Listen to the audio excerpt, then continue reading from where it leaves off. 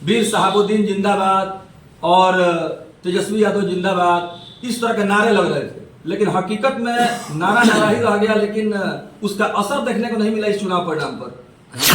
कब तक ठगिएगा, कब तक ठगिएगा?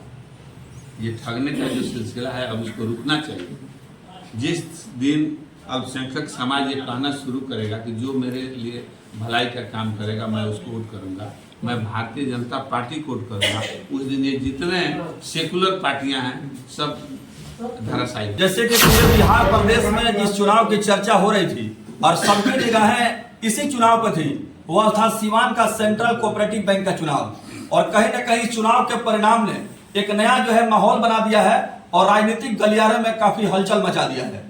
जिस शख्सियत की चर्चा हो रही है, जो बहुत ही खामोशी से और बहुत ही शांत तरीके से चुनाव के मैदान में तैयारी कर रहे थे, सेंट्रल कोऑपरेटिव बैंक के चुनाव में मनोज सिंह, उन्होंने इस बार के चुनाव में जबरदस्त जीत हासिल करके पूरे बिहार में एक तरह से सियासी गलियारे में हलचल मचा दिया है। सबसे पहले इस जीत की बधाई देते हैं और मनोज सिंह से जानना चाहेंगे कि इस चुनाव को लेकर के, जैसे कि आपने कहा था कि अगर चुनाव में इस बार कामयाबी नहीं मिली तो हो सकता है कि राजनीतिक दुनिया से आपका दुनिया अलग हो जाएगा, और इस बात को लेकर के भी काफी चर्चा हो रही थी और एक नया माहौल बना है। क्या कहेंगे सर इस चुनाव के जीत पर? देखिए, मैं सबसे पहले आपके माध्यम से अपने सभी समर्थकों, जो वोटर नहीं थे समर्थक थे उनको, जो हमारे पैक्स अध्यक्ष थे और समर्थक थे उनको, और सीवान के सभी राजनीतिक दल को जिन्होंने हमारा नेताओं को जिन्होंने दलगत आधार से उठ करके और मेरा समर्थन किया, मैं बधाई देना चाहता हूँ। दूसरी बात कि मैंने ये जरूर कहा था कि ये छठा चुनाव था मेरा जो मैं लूज करता। अगर ये लूज कर जाता तो मैं राजनीति से संन्यास लेता। ये सही बात है, क्योंकि बहुत सारा काम है जीवन में। ये जरूर नहीं है कि हर व्यक्ति राजनीति करे, हर व्यक्ति एक काम करे। हम कई रास्ते को तय करते हुए मैं यहाँ तक आया हूँ। मैं कई रास्ते को तय करते हुए यहाँ तक आया हूँ, जिसमें मेरा व्यवसाय एक नंबर है। पहला था व्यवसाय के बाद कोऑपरेटिव हुआ, फिर जनप्रतिनिधि द्वारा चुने गए प्रतिनिधि बना, विधान परिषद में भी जाने का मौका मिला। तो मैं कई रास्ते को तय करते हुए देखते हुए यहाँ तक आया। लेकिन ये मेरा जमीन था कोऑपरेटिव, ये जमीन मेरा छूट गया था और इस पर काबिज होना मेरे लिए अति आवश्यक था। इसमें मेरे सभी समर्थक जो हमारे शुभचिंतक हैं उन्होंने वोट किया। मेरा कहना था कि मैं अगर ये चुनाव हार जाऊंगा तो मैं राजनीति से संन्यास ले लूँगा। उसका कारण ये है कि मैं तो हारता था, मेरे साथ मेरे समर्थक भी हारते थे। मेरा काम कम था, लोगों का काम ज़्यादा होता था। अगर हम हार गए तो समझिए कि वो भी हार गए, वो भी मायूस हो जाते थे। 5 चुनाव हारने के बाद भी मैं अपने लोगों को अपने साथ जोड़ कर रखा।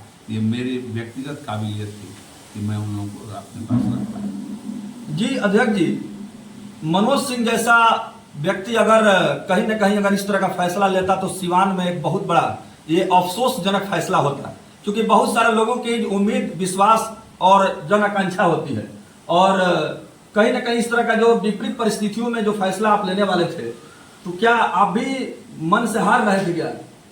नहीं, वाजपेयी जी का कहना है कि हार नहीं मानूंगा, रार नहीं ठानूंगा, काल के कपाट पर लिखता मिटाता हूँ, रोज नया गीत गाता हूँ। मैं रोज नया गीत गाता था। आप देखे होंगे कि मैं कई प्रकार का चुनाव लड़ा था। जनप्रतिनिधि डायरेक्ट चुनने वाला विधानसभा, लोकसभा, MLC जो प्रतिनिधि चुनते हैं वो, कोऑपरेटिव, तो हर सबका मेरे पास अनुभव है। हार जीत तो अलग है, चूंकि मैं जिताता हराता रहा हूँ, इसका अनुभव मेरे पास है। लेकिन जरूर मैं आर्थिक रूप से टूट चुका था, और परिवार में भी चूंकि बाल बच्चे हैं, शादी ब्याह करना है, अनेकों जिम्मेवारियां हैं, उसको निभाने के लिए अब मैं राजनीति से संन्यास लेता कि जो जिम्मेवारी बची है उसको मैं निभा सकूं। देखिए, सियासत में, राजनीति में ना कोई दोस्त होता है ना कोई दुश्मन होता है। परिस्थितियां ऐसी होती हैं कि कभी इंसान जो है दोस्त बन जाता है, कभी दुश्मन बन जाता है। लेकिन इस बार के चुनाव में जो परिस्थितियां सामने थी, इसमें कहीं ना कहीं जो है खामोशी जो है बहुत कुछ बयां कर रही थी। और इस जीत को लेकर के जिस तरह से चर्चा हो रही है, सीवान के सियासत में एक बहुत बड़ा भूचाल आया है। क्या कहेंगे इसके बारे में? देखिए, जो भूचाल आया है उसका कारण है एक लंबे अरसे से एक वर्ग का, एक समाज का आप वोट लेते रहे और उसको आपने देने के नाम पर कुछ नहीं किया, और एक टिकट दे देते हैं जहां हिंदू मुसलमान करके लोग आ जाते हैं।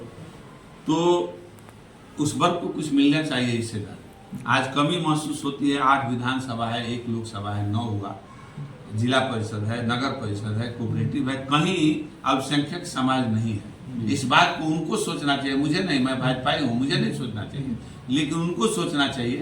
अब सोचना तो हर समाज के व्यक्ति को सोचना चाहिए, भाजपा हो चाहे कोई पार्टी हो, लेकिन उनको सोचना चाहिए जो मुसलमान को वोट बंद करने के लिए गठबंधन करते हैं।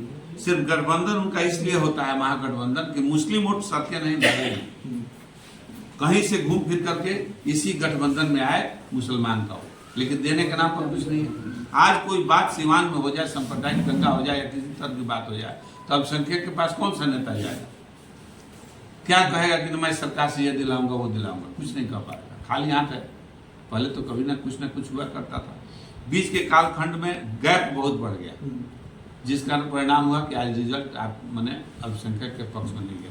मैं उन लोगों से कहना चाहता हूँ जो सियासतदान हैं, इसके महागठबंधन के सियासतदान हैं, कि उन्होंने कुछ नहीं दिया जिससे वर्ग में नाराजगी हुई। उसका परिणाम हमको मिला, फायदा उसको मिला। तो देखा गया जो आपके जो धूल विरोधी थे, विपक्ष में उम्मीदवार थे अध्यक्ष पद पर, उनके जो है जनसंपर्क काफिला में वीर साहबुद्दीन जिंदाबाद और तेजस्वी यादव जिंदाबाद इस तरह के नारे लग रहे थे, लेकिन हकीकत में नारा ही रह गया, लेकिन उसका असर देखने को नहीं मिला इस चुनाव परिणाम पर। अच्छा, किसी को कब तक ठगिएगा?